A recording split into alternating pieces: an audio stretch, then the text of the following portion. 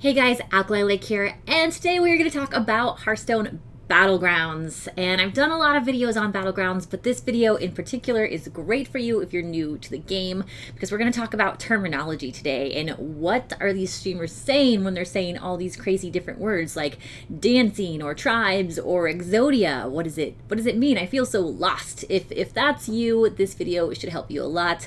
I decided to make this video because I've seen a ton of new players stopping by my stream who are new to not only Battlegrounds, but Hearthstone in general. So having not played Hearthstone before and understanding what the different tribes are and how they work and how buff minions work, I realized, okay, there's definitely a need out there for a video like this, so I hope you enjoy.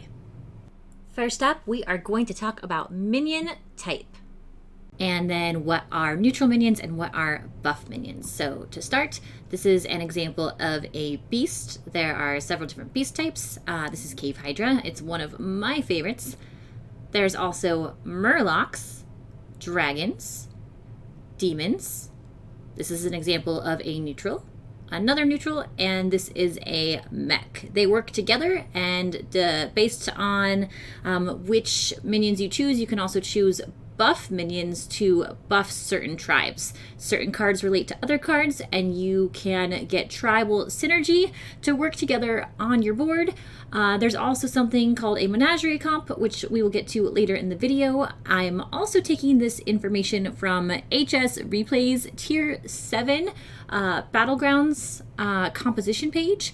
So if you would like more information on how to find cards like this and compositions like this, you can go to HS Replay for that.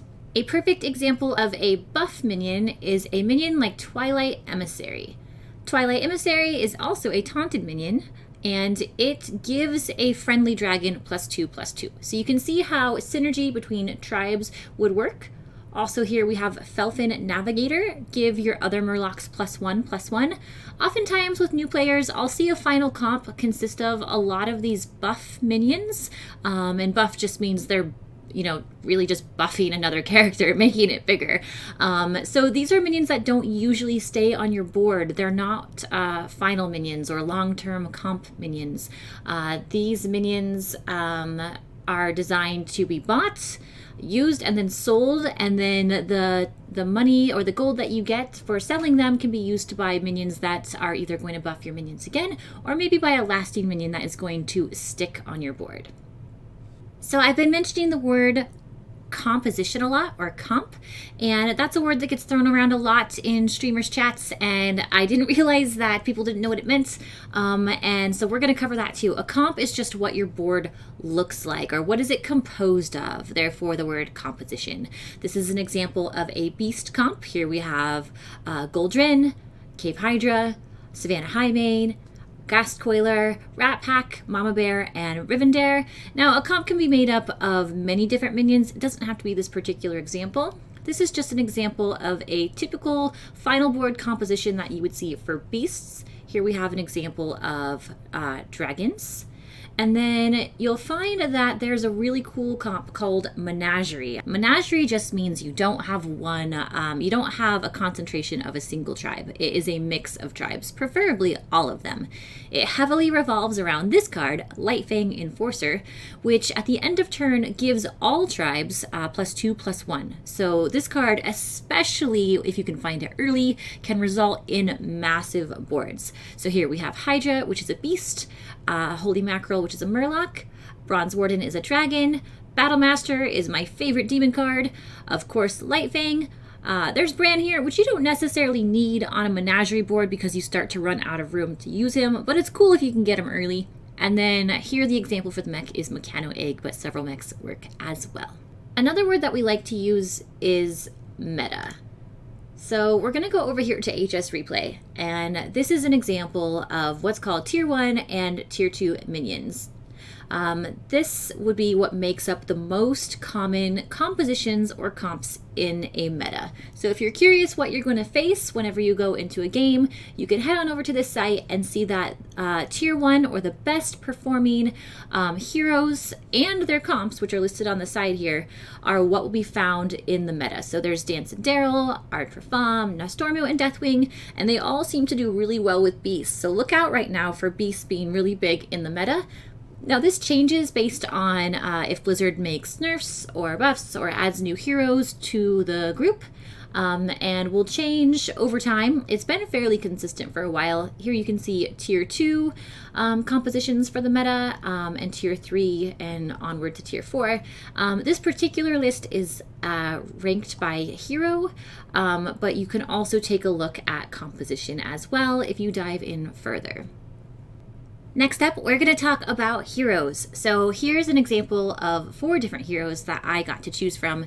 It's similar to what's called a mulligan in Hearthstone, where you get to choose between your starting hand. So instead of choosing between a starting hand, we get to choose between heroes here. So sometimes you might hear streamers say mulligan, although I don't usually hear them say that.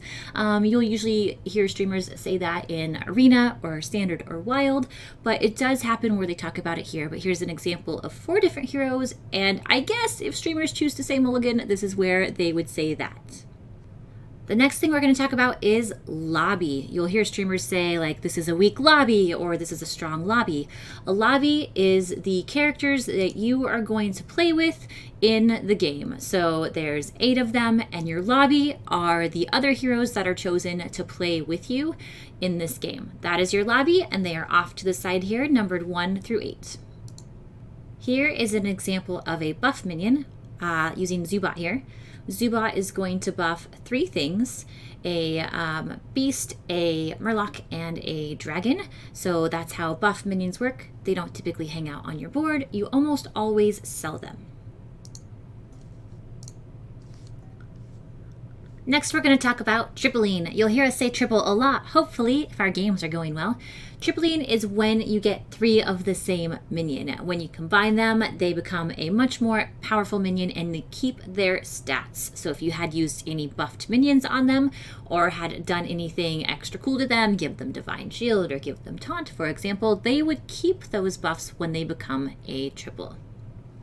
Another word you'll hear a lot is pool. Like we'll say, I wonder how many of these are left in the pool. A pool is simply just how many minions are available that you can get. For example, in tier 1, there are 16 copies of the minions, and in tier 6, there are 7 copies of each minion. I also want to point out that this information that you see here is found from HearthstoneTopDecks.com. Another term that you'll hear us say is Warband. Warband is your final composition that you had at the end of your game. So in this particular Warband, I had gotten a first place with Alexstrasza, and you can see that the Warband was composed of Foe Reaper, Bronze Warden, Holy Mackerel, another Foe Reaper, Battlemaster, one of my favorites, another Bronze Warden, and I forget the name of this one, but it is a Taunt Dragon. So that would be what's called a Warband. And there are winning Warbands, and here's an example of, let's point this out. Oh, a losing Warband with my Deathwing here. You can see I was eliminated pretty early, as I never seem to find Ratty Boy. Ratty Boy is another word for the rat that everybody looks for when they play Deathwing. This leads us to talking about high rolling. In this particular Alexstrasza game, I high rolled pretty early. I leveled up pretty quickly with Alexstrasza, and I happened to find the mackerel early off of a triple as well. That's called high rolling. I ended up getting a good board early in the game, and it was going to be difficult for people to beat this Warband. And another example of high rolling is when people get triple Bran early, for example. That would be a high roll. High roll can also be used to represent when somebody gets a good hit first. That's also called sniping.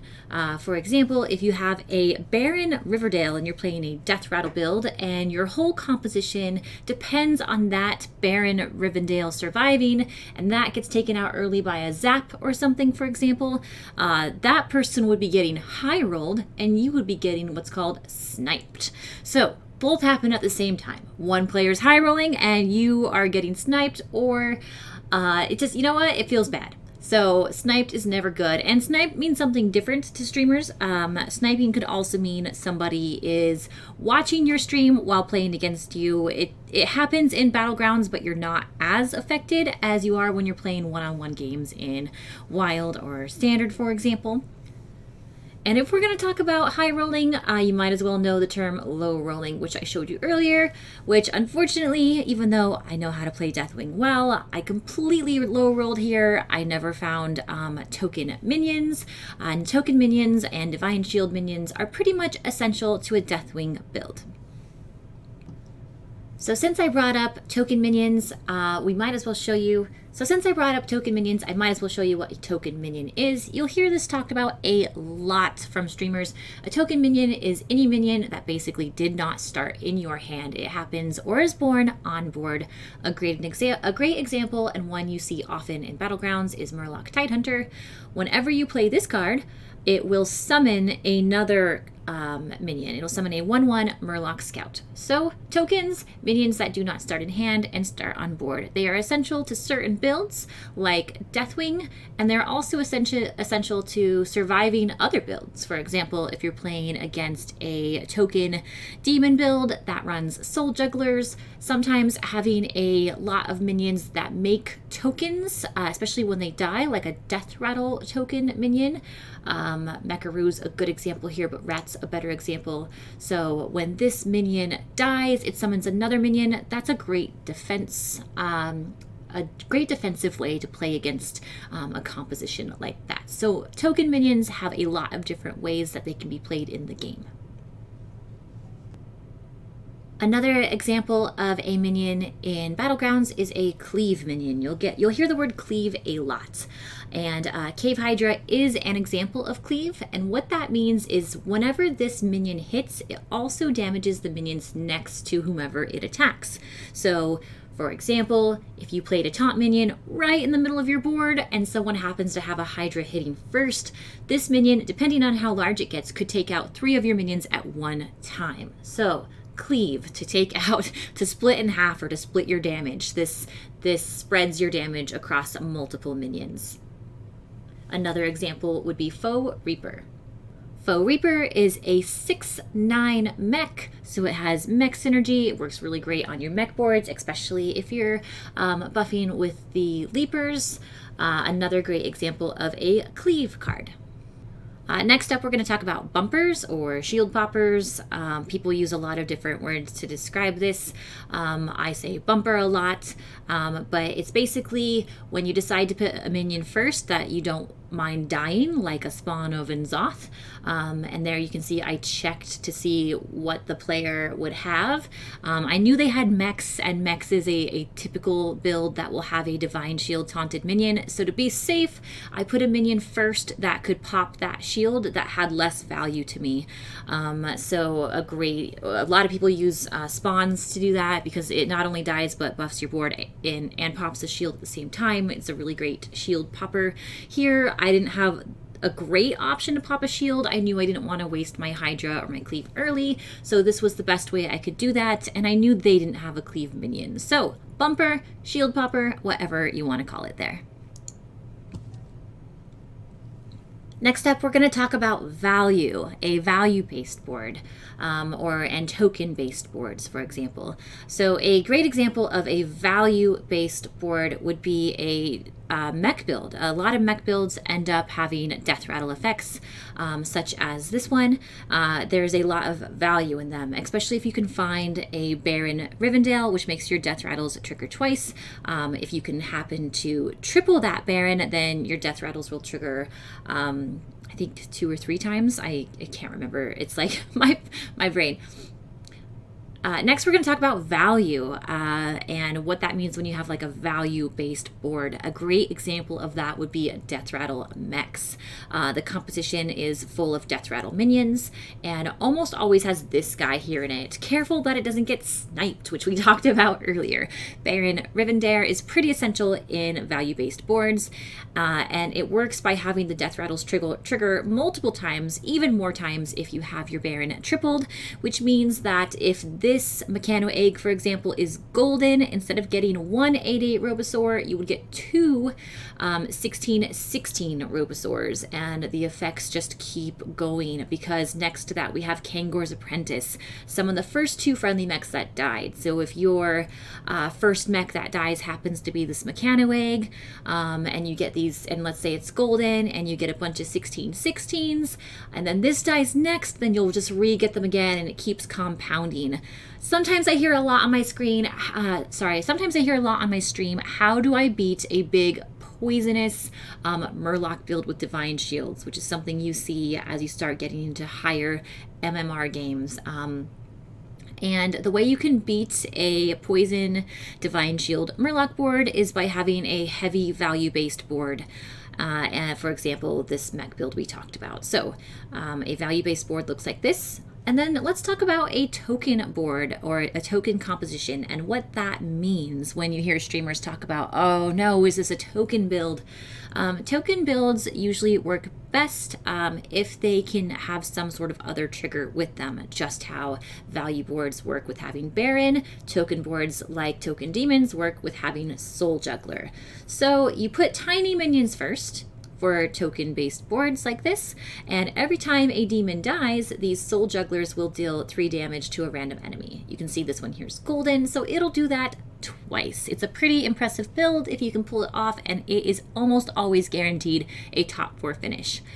It's one of my favorite builds to pull off when I can do it, because it just keeps on going. And when you're the opponent, you feel sniped. So there's that word again, sniped, because these Soul Jugglers like to snipe your minions. And then these Void Lords just keep going too, because when they die, they summon 3 1/3 demons with taunt, and then that just provides more fuel for the Soul Jugglers. So there we go, token and value.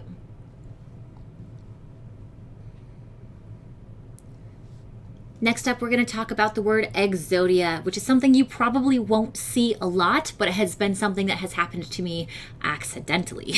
I've never actually made an Exodia build myself. However, I have killed myself by accidentally getting an Exodia build when I had a Baron build with a Ghast Coiler that happened to summon this particular board, and it wasn't enough to kill my opponent because it wasn't a full Exodia build, but it was enough to ruin almost my entire board, and therefore I killed myself. It is difficult to explain an Exodia board, but it's easy to show you an Exodia board. So I'm going to show you this clip from YouTube. I'll link it in the description below if you want to find the person's channel who made this beautiful build. But this is an Exodia build. It's where multiple Death Rattle triggers go off. It makes your board completely massive, oftentimes annihilates the opponent's board, and then what you're left with is just massive minions that they cannot compete with. So take a look.